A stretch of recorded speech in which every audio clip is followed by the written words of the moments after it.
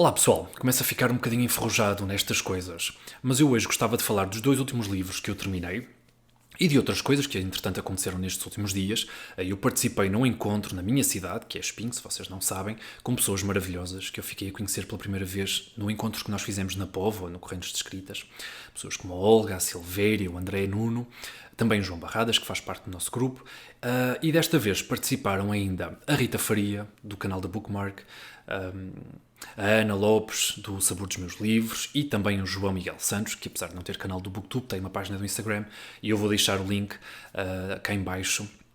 E eu adorei conhecer estas pessoas, e foi um encontro mesmo muito, muito agradável, embora o dia estivesse cinzento, muito chuvoso, mas nós almoçamos todos juntos numa tasca escolhida pela Olga, e nós tivemos sorte no que escolhemos, não é? Bacalhau à Brás. E depois fomos todos para a Biblioteca de Espinho, que é a Biblioteca José Marmelo e Silva, e fomos ouvir o João Reis, okay? Autor deste livro. E o João, por acaso, tinha lá os livros à venda, A Noiva do Trator, A Avoia Neve Russa e A Devastação do Silêncio, e eu optei por este porque foi o primeiro que ele escreveu. Então este será um dos livros que eu quero falar hoje. O outro livro está de certa forma ligado a este grupo que nós criamos, mas também está ligado, obviamente, a uma opinião que a Cristina do The Link Books fez, aqui há uns tempos, de um livro do Oliver Sacks chamado Gratidão. Este livro está a circular no nosso grupo, já passou por várias mãos, entretanto eu enviei à Olga, que eu não sei se leu ou não, mas este livro consiste em 4 ensaios e nós ficamos todos muito contagiados com a opinião sensacional que a Cristina fez dele, então ficamos todos com vontade de o ler.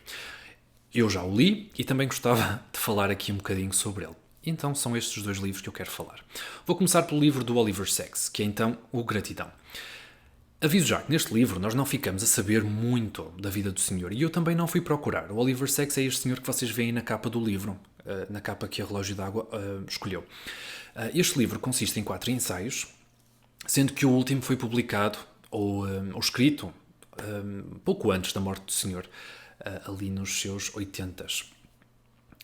E nós ficamos a conhecer o tema principal destes 4 ensaios é a morte, como não podia deixar de ser. É a morte. A forma como o Oliver Sacks lida com esta presença cada vez mais presente. Perdoem-me a redundância, mas é assim mesmo. Percebemos que o Oliver estava em paz com aquilo que tinha vivido, não é? E que estava, de certa forma, pronto para o próximo passo. Não era uma pessoa amargurada, não era uma pessoa cheia de ressentimentos, não era uma pessoa que deixasse algo por terminar. Não, sentíamos naquilo que ele escrevia uma pessoa plena, uma pessoa em paz consigo mesmo. E foi isto que eu encontrei neste livro. Um livro lindo, do princípio ao fim, cada ensaio mais bonito que o anterior. Agora, é um livro com cerca de 50 páginas, não é? Nós não ficamos a conhecer a fundo a pessoa do Oliver. Para isso, eu teria de ler outro livro dele, necessariamente a sua autobiografia, e foi por isso que eu não pesquisei também mais dados biográficos. Dizer apenas que ele era médico, não é? Especializado na área da neurologia, mas a forma, ele acaba por nem ter uma linguagem muito científica, muito técnica, como às vezes acontece, não é? Às pessoas que estão inseridas num meio mais científico, mais técnico, não é? Acabam por desenvolver toda uma sensibilidade que eu acho muito familiar, não é?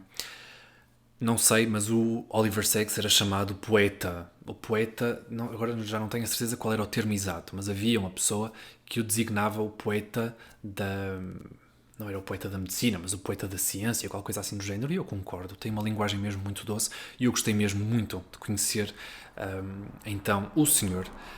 E muito obrigado à Cristina, não é, que disponibilizou o seu exemplar, que passou por todos nós e ainda vai continuar a ser lido até lhe chegar às mãos.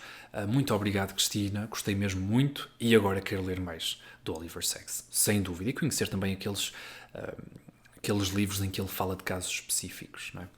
Gostaria muito. Então, o outro livro que eu gostava de falar hoje é o livro do João Reis, A Noiva do Trator, que este sim eu tenho aqui para vos mostrar. É este livro, uma edição lindíssima da Elsinore, que eu comprei então no encontro de Espinho. E ouvimos o João Reis. O João Reis é uma pessoa que eu já conhecia do Goodreads, embora não conhecesse a ficção dele, conhecia o que ele escrevia como resenhas de outros livros que ele, entretanto, ia lendo. Eu já tinha uma ideia formada do João Reis, não é? Uma pessoa que procura agradar a toda a gente, nada disso, não é? E foi isso que eu encontrei aqui neste livro também, na própria figura do narrador. Ora, o João fez um discurso que eu considerei muito interessante ali na Biblioteca de Espinho. Ele é muito crítico do panorama editorial português, de como as coisas funcionam, até porque ele tem uma visão real de como funcionam as coisas num país como os Estados Unidos, porque ele já teve a oportunidade de publicar ou está no processo de ver publicados os seus livros nos Estados Unidos. E a diferença, segundo ele, mais uma vez, é abismal. Neste livro eu encontrei as críticas que o próprio João fez nessa palestra, nessa apresentação, nesse discurso da Biblioteca de Espinho. Vejam só, nós temos como personagem um homem que é um tradutor e que se vê sozinho, abandonado pela sua noiva, que embarcou rumo a um país que nós desconhecemos. Aliás, nós nem sabemos de onde é que é este tradutor. Ora, este tradutor é um autêntico miserável, não é? Ele vive em condições más, num quarto alugado a uma senhora que lhe dá de comer apenas sopa de lentilhas, que aquilo parece que está tudo mergulhado em água fervida, e que se vê, nós percebemos que ele não vive nada bem, obviamente, e dá a sensação de que o João se inspirou em livros, como eu depois até vi em opiniões do Goodreads, eu também fiquei com essa impressão, se inspirou em livros como O Crime e Castigo. Temos aqui na figura deste narrador, deste personagem principal, também alguém semelhante a um Raskolnikov, mas também ali com os traços do Holden Caulfield do Salinger, sem dúvida, também percebi isto. É um homem de mal com a vida, é um homem resingão, é um homem que desdenha de tudo e de todos, mas que depois tem uma voz muito terna quando fala da pessoa que o abandonou, que era a sua noiva, então. Ora, neste livro, como nós temos um personagem que é tradutor, o João, obviamente, que tinha que aproveitar esta oportunidade para fazer uma crítica à realidade que ele conhece tão bem. E então, ele diz assim, acerca de um dos editores dele. Também lhe gostaria de entregar uma cópia da tradução, pois o Sr. Swarovski toma demasiadas liberdades com o trabalho dos outros, como se conhecesse a língua original. Logo ele que decide publicar os livros, sem os ler. Veja lá que queria que eu eliminasse todas as referências à neve, porque no nosso clima desconhecemos tal fenómeno. Queria talvez que usasse chuva.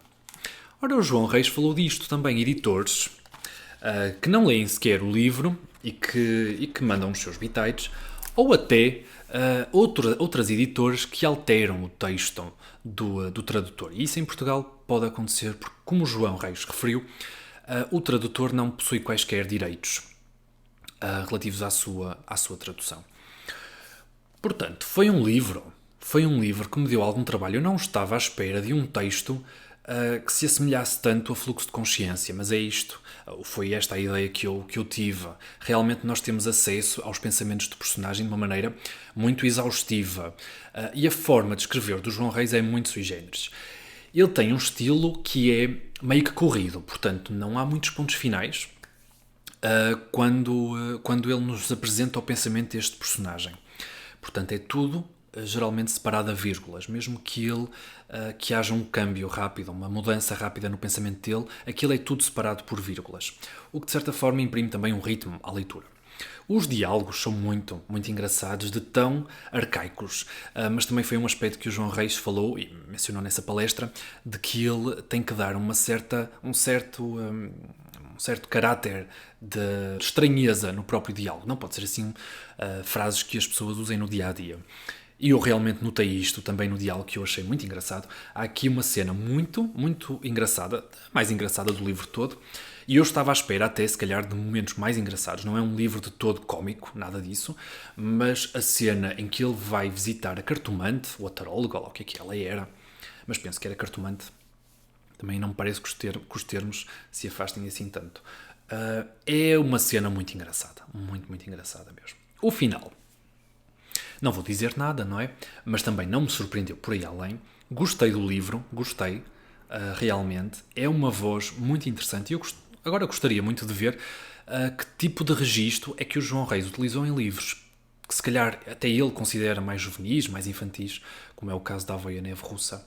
Porque este não é de todo um livro para jovens.